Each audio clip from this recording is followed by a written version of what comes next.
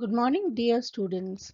Today, I, Durga Murthy from Jagran Public School, Noida, welcome you to this class of history, that is class 10, and I am going to teach you chapter 4, which is the age of industrialization.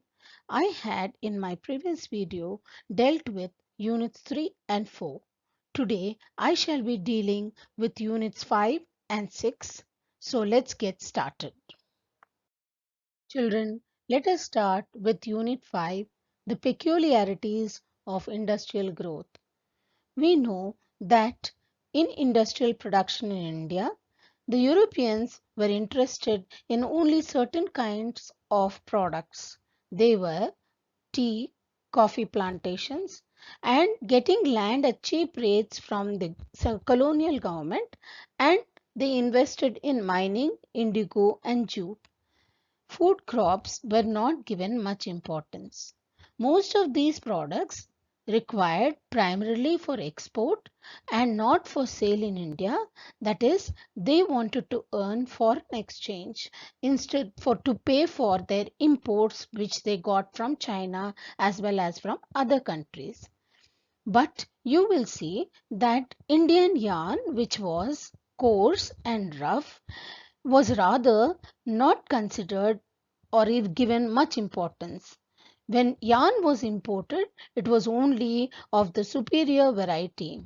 The yarn produced in India in the spinning mills was used only by handloom weavers in India or exported to China. So we shall see that by the end of the first decade of the 20th century, a series of changes affected the pattern of industrialization. Here, Swadeshi movement, that is, be Indian and buy Indian, gathered momentum. Nationalists tried to collect people and tried to guide them to boycott foreign cloth. Industrial groups organized themselves to protect their collective interest, pressurizing the government to increase the tariff protection and grant concessions so that production could be improved. The period 1914 to 1918 was the period during which the First World War had taken place. A new situation arose in India with regard to industrial growth, which was very slow during this period. The war created a new situation, that is, the British were busy with war production to meet the needs of the army, while in the case of India, Indian mills had large home markets to supply. As the war continued, Indian industries were called upon to supply war needs such as jute bags, cloth for army, uniforms, tents and leather boots, horse and mule saddles and other items. New factories were set up and this gave a boost to the Indian industries. Many new industries had developed and new workers were employed. Even their shifts had been increased to increase industrial production. After the war, Manchester had never the opportunity to gain back the same position in the Indian markets. Unable to modernize and compete with the US and German and Japan, the economy of Britain now crumpled down and cotton production collapsed and export of cotton cloth from Britain fell drastically. Children, we can see that industrial production had increased a lot. That is, factory industries grew steadily after the war. But these industries formed only a certain part of the Indian markets. That is, in Bengal and Bombay, around 67% in the year 1911. Now let's see what about the other parts of India. We can see that small portion of the total industrial labor force worked in registered factories. But when we come to the case of small scale industries, these seem to have established in many parts of India. This is true even in the case of handloom sector, that is, we have seen that cheap machine made thread has been reduced to a lot extent, and the spinning industry, that is the handlooms, had developed the production of cloth, and this steady increase in handlooms had taken place because of one major reason, that is introduction of the fly shuttle. The fly shuttle was a machine that had operated by that had operated by movement of ropes and pulleys. This is a device mainly used to increase weaving. So children, we see that this increased the productivity per worker, speeded up production and reduced labor demand. Though it had reduced labor demand, this was adopted by many industries, and thus the production boomed up in places like Travancore, Madras, Mysore, Cochin, and other parts of India. Several other small innovations that helped weavers improve their productivity and compete with the mill sector also took place during this time period. Children, on this map you can see that large scale industries were located mainly in two places only, that is Bombay and Bengal. The other regions which are seen on the map, such as United Provinces, Bihar, the Central Province, Punjab, and other parts of southern India, as it has been mentioned, Travancore, Madras, and other places, small scale industries became predominant, that is, they increased in number.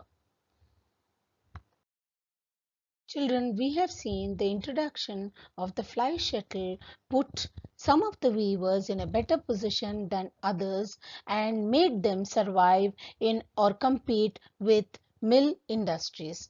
Among these weavers were of two varieties, that is in the handlooms, those who produced coarse cloth and others who wove fine variety.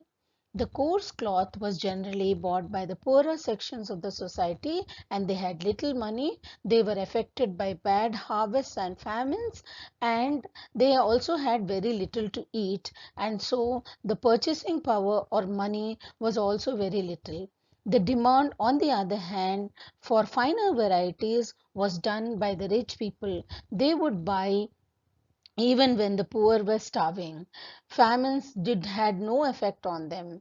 They also, that is the richer section, bought saris like Banarasi and Baluchari saris, which had special and unique weaving and designs. These were totally different from the mill saris which were produced.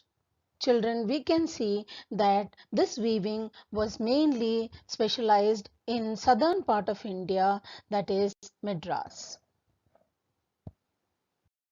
Children, the British manufacturers always made an attempt to capture Indian markets, but the Indian traders were not willing to allow the British to capture our Indian markets. They resisted colonial controls and demanded tariff protection so that Indian goods could be on a greater sale.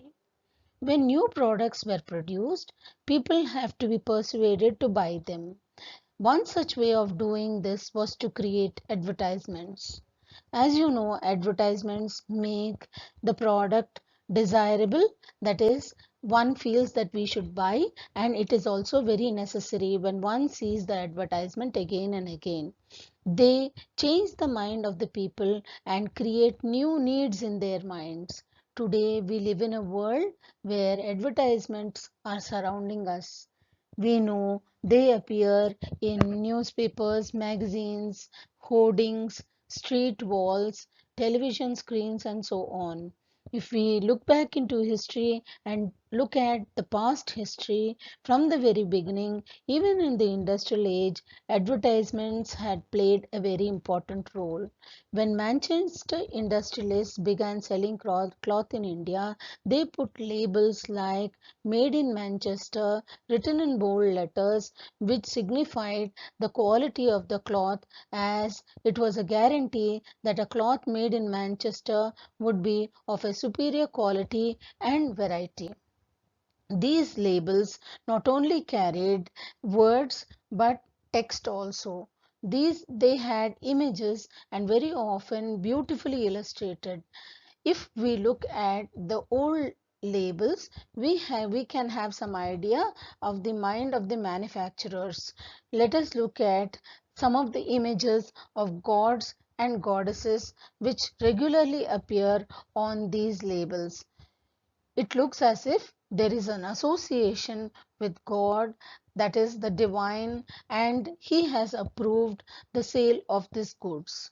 The imprinted images of gods has created a good market for sale.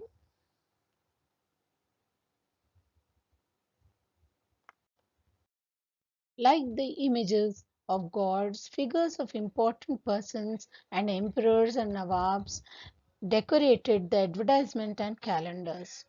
The message that was carried very often was that if you respect the royal figure, then buy this product. When the product was being used by kings or produced under royal command, it naturally carried a good quality and thus people never hesitated to buy it.